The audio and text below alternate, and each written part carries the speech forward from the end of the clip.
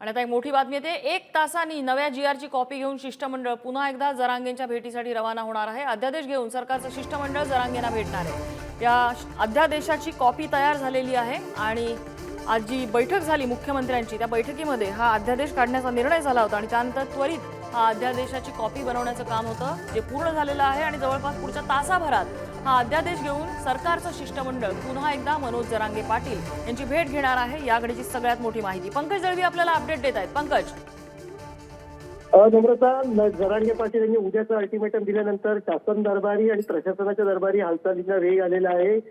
काही वेळापूर्वीच मुख्यमंत्री आणि सामाजिक न्याय सचिव आणि काही प्रमुख अधिकाऱ्यांची बैठक झाली आणि याच्यामध्ये जीआर काढण्याविषयीचं जे ते निर्णय झालेला आहे। जीआर काढलेला आहे, मराठीमधून खास तो जीआर जो आहे तो काढला जाईल आणि मुख्यमंत्री त्याच्यावरती काही वेळातच सही करतील अशी अपेक्षा आहे। 1 ते 1.5 तासामध्ये नवी मुंबईमध्ये मनोज जरांगे यांच्याकडे हा जीआर पोहोचवला जाईल। सामाजिक न्याय सचिव आहेत ते आणि त्याच्यासोबतच मुख्यमंत्री कार्यालयाचे प्रतिनिधी म्हणून मुख्यमंत्र्यांचे ओएसडी मंगेश चिवटे यांच्यासह काही नेते सुद्धा तिकडे जाण्याची शक्यता आहे।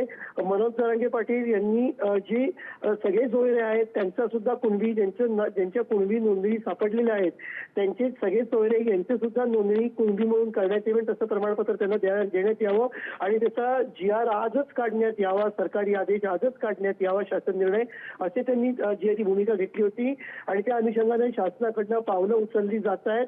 त्यामुळे उद्या मुंबईमध्ये जरांगे पाटील यांनी म्हटल्याप्रमाणे मुंबईमध्ये गुलाल उधळला जाईल अशी सरकारची तयारी जी आहे ती सुरू आहे आणि त्यामुळे कुठेतरी सरकारने या गोष्टी अत्यंत गांभीर्यानं घेतलेल्या आहेत।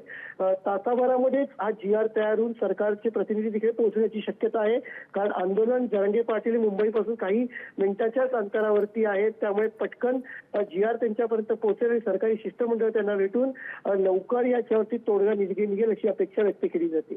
नम्रता, पंकज, धन्यवाद या सगळ्या माहितीबद्दल।